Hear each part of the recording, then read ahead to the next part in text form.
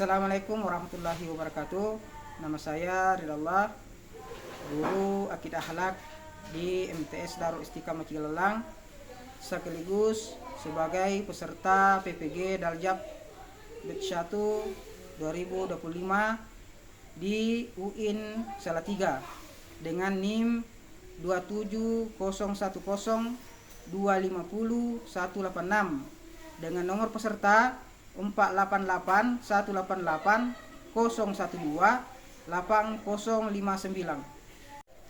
Dalam hal ini saya akan membuat video pembelajaran sebagai salah satu tugas PPG Daljab tahun 2025 batch 1. Silahkan disaksikan.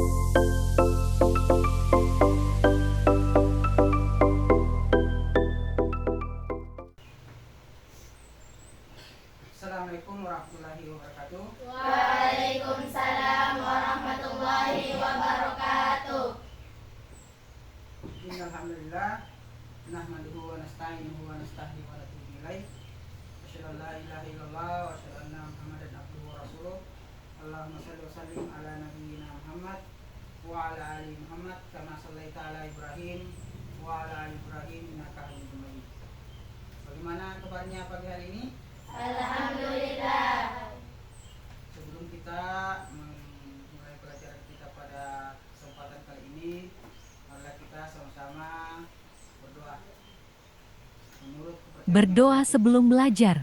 berdoa dimulai. Seperti biasa.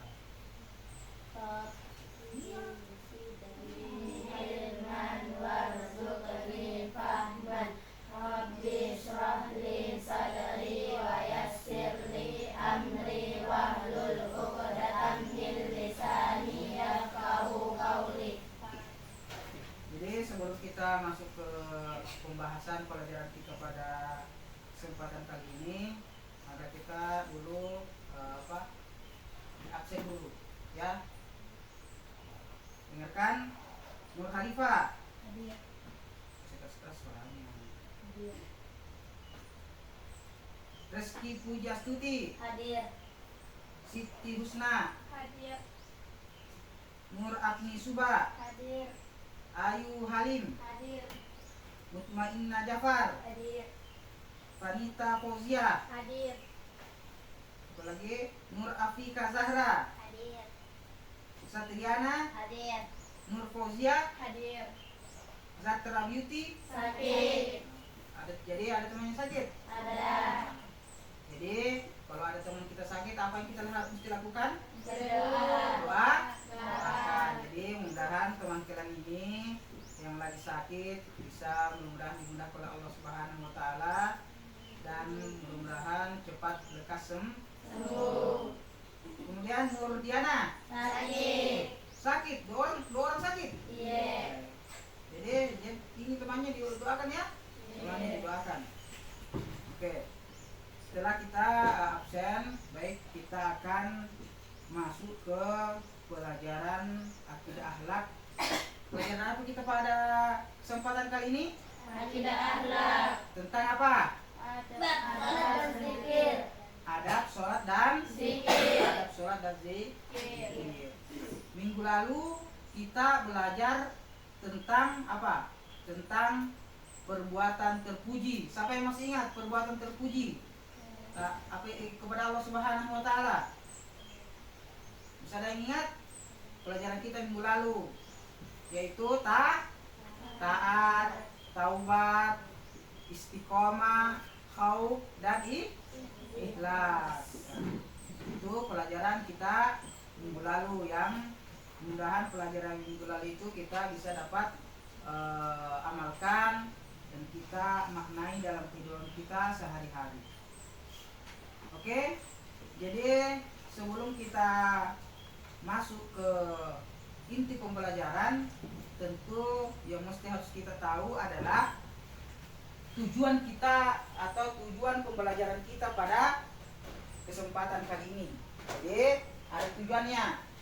Tapi itu tujuan pembelajaran akidah akhlak yaitu mengembangkan akidah melalui melalui pemberian, pemupukan, dan pengembangan pengetahuan, penghayatan, pengamalan, pembiasaan, serta pengalaman peserta didik tentang akidah Islam sehingga menjadi manusia muslim yang terus berkembang keimanan dan ketakwaannya kepada Allah Subhanahu wa Ta'ala.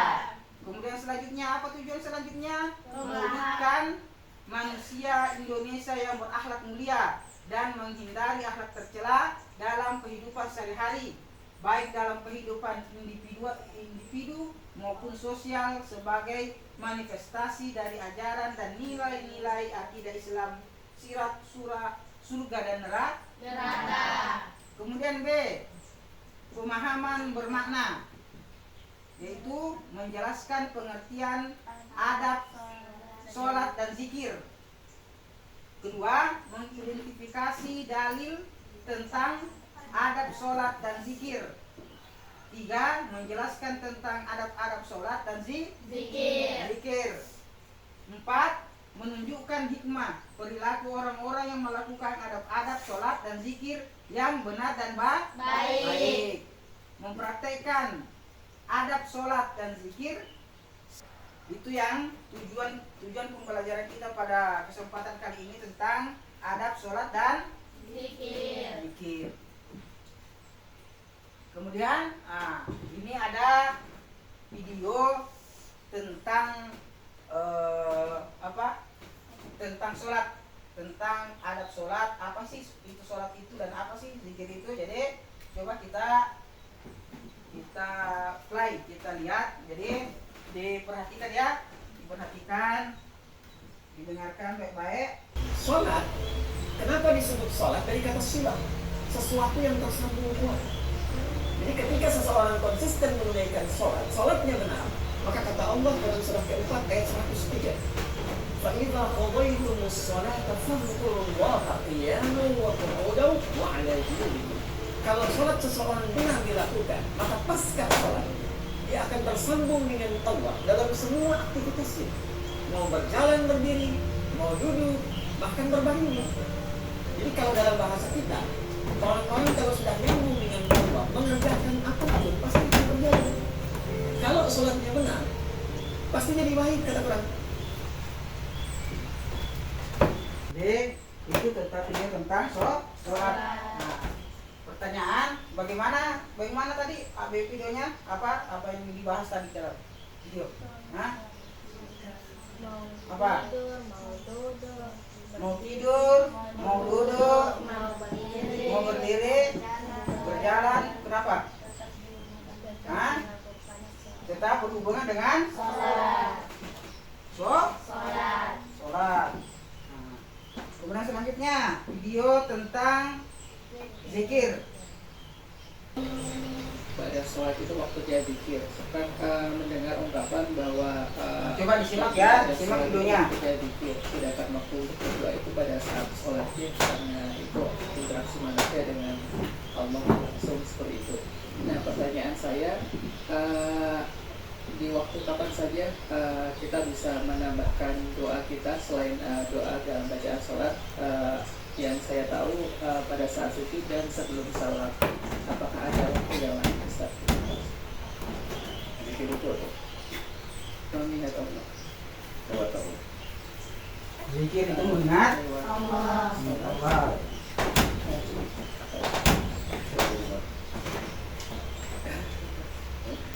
Setiap amalan yang menghubungkan kita kepada Allah itu disebut dengan zikir.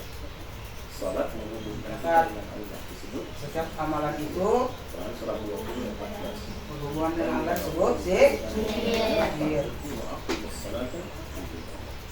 Baca Quran menghubungkan kita dengan Allah. Karena itu saja. Jadi sebelum kita lanjut, saya mau bertanya dulu. Bapak mau bertanya dulu tentang zikir tentunya. Dalam video tadi di sini kita dengarkan, kita lihat bahwa zikir itu adalah mengingat Allah Subhanahu wa Ta'ala. Jadi setiap pekerjaan yang kita lakukan yang berhubungan dengan Allah Subhanahu wa Ta'ala itu disebut apa? Disebut zikir. semuanya itu adalah zikir ketika aktivitas itu berhubungan dengan Allah Subhanahu wa taala.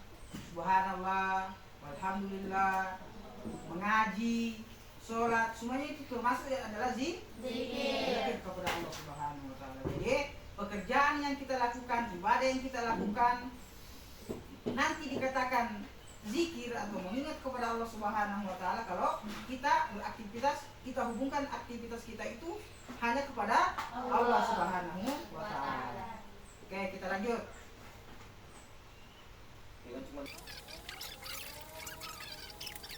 Kemudian selanjutnya, sebelum kita lanjut kembali, di sini dikatakan tadi di video bahwa doa atau zikir itu harus berhubungan dengan Allah Subhanahu wa taala. Bukan hanya sekedar diucapkan di bibir atau di lisan, harus dalam hati. Harus dalam hati. Berdoa harus dari hati dulu. Hati kemudian diucapkan oleh lisan, sehingga doa kita ini, zikir kita ini berhubungan betul dengan Allah Subhanahu wa taala, bukan hanya ucapan bibir. Ada ketahanan di jiwa. Fadharu an khifat dan jahil dalam qaul. Kapan dilakukan? Ada yang formal seperti sholat. Sholat di sini doa semua, makanya sholat dipikir disebut dengan doa. Ada yang di luar non formal, di luar ibadah formal. Pada sholat ada. Nabi berdoa pada sholat. Siapa yang bilang pada sholat yang boleh berdoa? Pada sholat itu bukan doa, pada sholat itu zikir. Iya, jadi doa itu bagian dari zikir. Makanya ada urutan. Doa bagian dari zikir. Doa bagian dari zikir. Allah mantas sholat itu doa. Jadi sudah sholat, bukan hanya ada orang beragama bahwa sesudah sholat itu zikir, bukan doa, tetapi padahal zikir dan doa itu sama karena berhubungan kepada Allah Subhanahu wa taala, mengingat Allah Subhanahu wa taala. Doa, zikir sama berhubungan ya.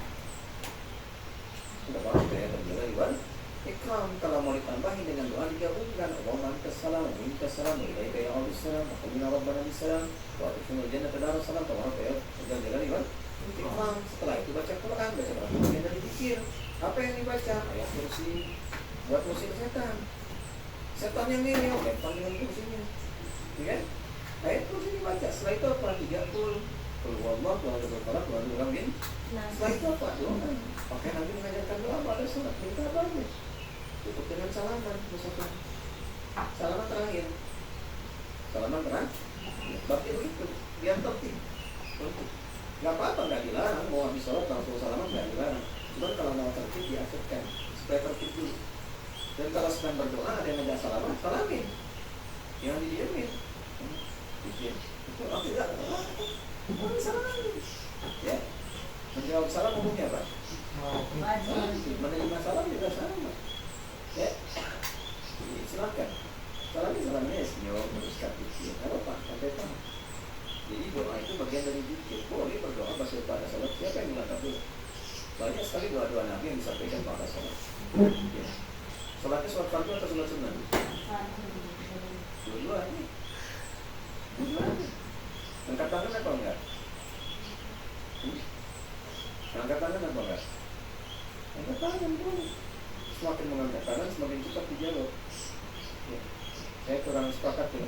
Oke, selesai tentang video tentang zikir.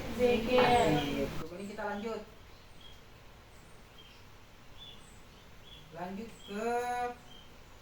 ke pelajaran inti tentang pengertian sholat dan zikir. Pengertian sholat dan zikir.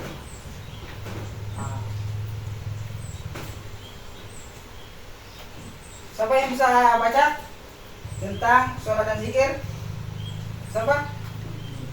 Nah, coba naik di atas baca. Berdiri. Pengertian tentang sholat. Pak. Pengertian sholat dan zikir. Pertama, sholat menurut bahasa adalah doa. Kedua, sholat secara istilah bacaan-bacaan dan gerakan-gerakan tertentu yang diawali dengan takbir dan diakhiri dengan salam dalam rangka menyembah atau beribadah kepada Allah Subhanahu wa taala. Dan Oke, sudah. ketiga, Sudah kayak gitu. Oke. Tepuk tangan untuk temannya. Jadi sholat dalam pengertian bahasa adalah doa. Nah, jadi sholat itu adalah doa. Doa memohon kepada Allah Subhanahu wa taala lewat sholat. Secara istilah yaitu bacaan-bacaan dan gerakan-gerakan tertentu yang diawali dengan takbir dan diakhiri dengan salam. Atau dalam pengertian lain, sholat adalah takbiratul ihram yang diawali dengan takbiratul ihram dan diakhiri dengan salam. Jadi kalau sholat itu ada takbirnya dulu. Takbir dulu, Allahu Akbar.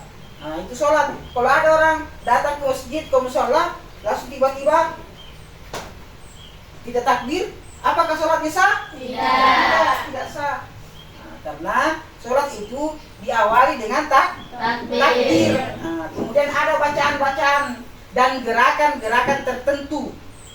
Gerakan-gerakan tertentu itu adalah ruku, sujud, duduk di antara dua sujud.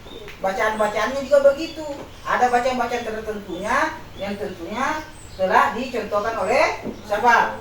Oleh Rasulullah Sallallahu Alaihi Wasallam.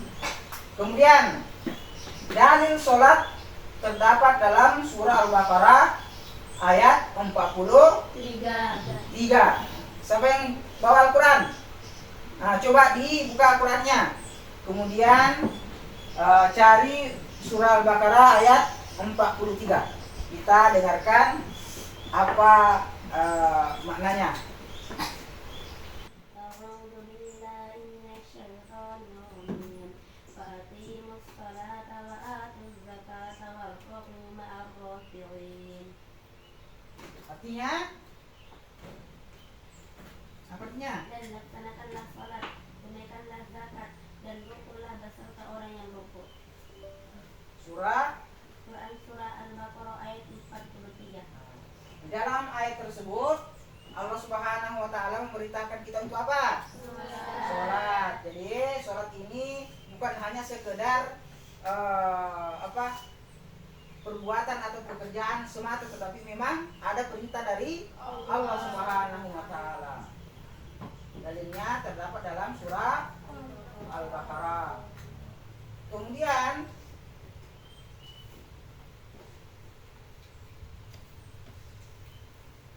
selanjutnya yaitu tentang zikir menurut bahasa. Tadi tentang sholat, tentang sholat menurut bahasa dan istilah. Sekarang zikir menurut bahasa dan istilah. Siapa yang bisa baca? Yang besar-besar suaranya. Coba yang di belakang, Abni. Nah, coba berdiri ke atas, kemudian dibaca itu pengertian zikir menurut bahasa dan istilah. Zikir menurut bahasa mengingat dan menyebut. Zikir suatu kegiatan yang dilakukan dengan konsentrasi untuk mengingat Allah Subhanahu wa taala. Oke, kita berikan aplaus. Jadi zikir menurut bahasa itu adalah mengingat. Siapa yang diingat? Allah Subhanahu wa taala. Dan menyebut. Mengingat dan menyebut. Jadi dua kalimat yang harus disatukan, yaitu mengingat dan menyebut. Sedangkan menurut istilah, suatu kegiatan yang dilakukan dengan konsentrasi untuk mengingat Allah Subhanahu wa taala. Jadi zikir itu konsentrasi. Kenapa bisa dikatakan konsentrasi? Karena ada namanya mengingat dan menyebut. Disatukan, mengingat Allah dan menyebut asmaullah. Asmaullah. Asmaul husna. Nah, mana lagi? Subhanallah, walhamdulillah, wallahu akbar, la haula wala quwata illa billah. Semuanya itu adalah zikir. Mengaji juga begitu, menghafal juga begitu, semuanya adalah zikir karena aktivitas aktivitas otak kita mengingat dan menyebut Allah Subhanahu wa taala, baik itu menyebutkan sifat-sifatnya dan keagungannya. Kemudian yang selanjutnya, cara-cara membiasakan sholat. Nah, jadi untuk terbiasa sholat, mesti harus kita ketahui bagaimana caranya agar kita tahu nih gerakan-gerakan sholat ini, bagaimana supaya kita melakukan sholat, ikhlas melakukan sholat. Nah, apa yang dilakukan, yang mesti dilakukan agar terbiasa sholat? Yang pertama, menyadari bahwa ibadah yang paling pokok adalah sholat. Menyadari bahwa ibadah sholat itu adalah perintah. Perintah pertama, perintah yang istimewa. Kenapa dikatakan istimewa? Karena dijabatkan oleh Rasulullah SAW lewat Isra Mi'raj. Perintah sholat itu langsung dari Allah Subhanahu wa taala kepada Nabiullah Muhammad SAW. Tidak sama dengan ibadah-ibadah yang lain lewat perantaraan malaikat Jibril, tetapi ini sholat ini istimewa karena diperintahkan oleh Allah Subhanahu wa taala langsung tidak pakai perantara, langsung kepada Nabiullah Muhammad SAW lewat Isra Mi'raj. Kemudian selanjutnya, menyadari bahwa ciri utama orang Islam adalah sholat. Ciri pertama umat Islam adalah sholat. Kalau ada orang sholat, berarti Islam. Kalau ada orang tidak sholat, berarti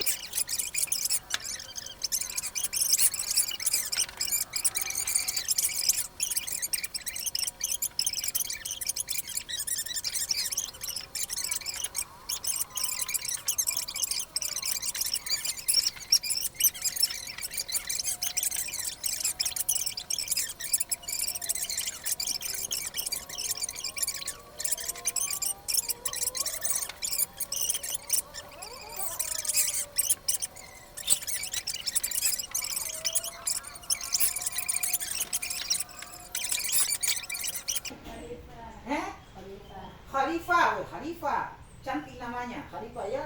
Silakan. Mewujudkan manusia berakhlakul karimah. Mewujudkan manusia berakhlakul karimah. Siapa ingat hadisnya?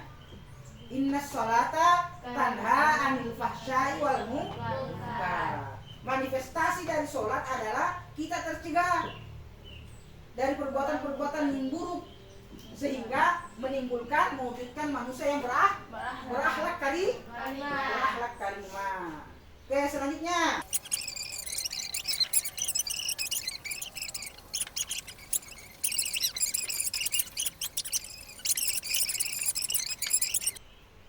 Sekarang kita mau membuat kelompok yang terbagi menjadi 3. Nah, setiap kelompok ada yang membuat apa itu namanya, poster tentang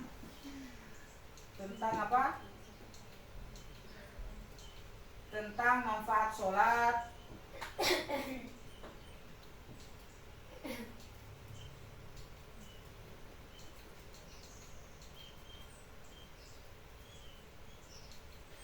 Nah, itu yang nih, manfaat sholat. Siapa yang mau tugas membuat poster tentang manfaat sholat? Nah, ini yang duluan. Manfaat sholat. Nah, kelompok 1. Dan karena dia duluan, dia membuat manfaat sholat. Dibuat di apa? Seperti ini nih.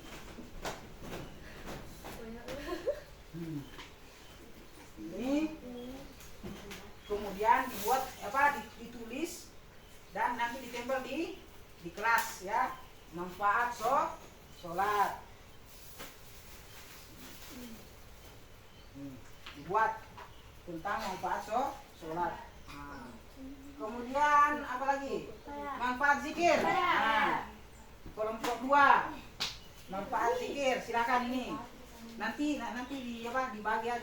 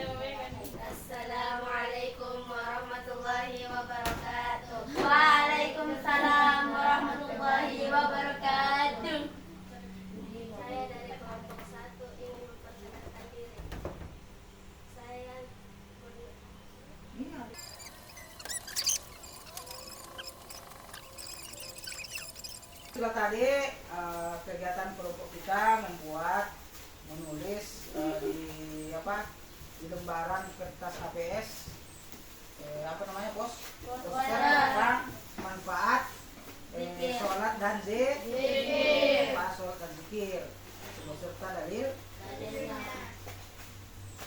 Jadi dengan berakhirnya pembuatan poster tentang sholat dan zikir, berakhir pula rangkaian pelajaran kita pada kesempatan kali ini. Intinya ringkasan dari pelajaran kita bahwa sholat itu semuanya ada manfaatnya. Sholat bermanfaat untuk diri kita, tubuh kita, jasmani kita, dan juga rohani kita. Seperti juga dengan zikir, ada semuanya memiliki manfaat masing-masing. Tentunya yang lebih utama bahwa sholat adalah bagaimana kita mendekatkan diri kepada Allah Subhanahu wa Ta'ala, dan zikir merupakan ibadah untuk menenteramkan jiwa dan hati kita, menghubungkan kita, hati kita, diri kita kepada Sang Pencipta. Kemudian selanjutnya kita akan mengerjakan latihan soal atau menjawab soal yang berkenaan dengan pelajaran kita, yaitu pelajaran apa? Pelajaran akidah halal tentang adab sholat dan zikir. Yang pertama, pengertian adab sholat dan zikir adalah: A. Tata cara sholat dan zikir yang baik. B. Etika sholat dan zikir yang harus dilaksanakan dengan baik dan benar. C. Hal-hal yang harus dihindari dalam sholat dan zikir. D. Melaksanakan sholat dan zikir di tempat yang benar. Mana benar? A. Apa tadi pertanyaannya? Pengertian adab sholat dan zikir. Apa itu pengertian adab? Apa itu adab? Nah, yang mana benar?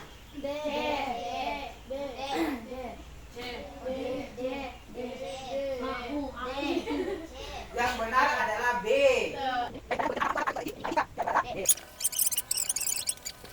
Pada kesempatan kali ini pelajaran kita alhamdulillah bisa dikata 90% dipahami dengan baik, dengan benar, bahwa zikir, sholat dan zikir itu ada adabnya.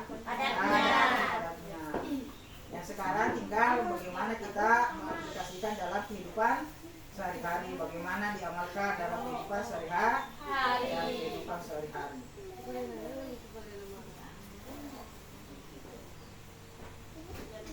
Oke, sekarang kita menutup pembelajaran kita pada kesempatan kali ini. Sebelum kita tutup, Bapak mau sampaikan bahwa belajar itu adalah kemauan. Belajar itu mesti harus dilakukan dengan penuh keikhlasan, kesadaran untuk mau berubah, untuk mau lebih baik, kesadaran untuk mau mengamalkan ilmu-ilmu yang dipelajari. Tanpa itu mustahil kita mau menuntut ilmu, mustahil kita mendapatkan ilmu kalau kita tidak mau berubah, tidak mau jadi lebih baik. Mungkin cukup sekian. Assalamualaikum warahmatullahi wabarakatuh. Waalaikumsalam warahmatullahi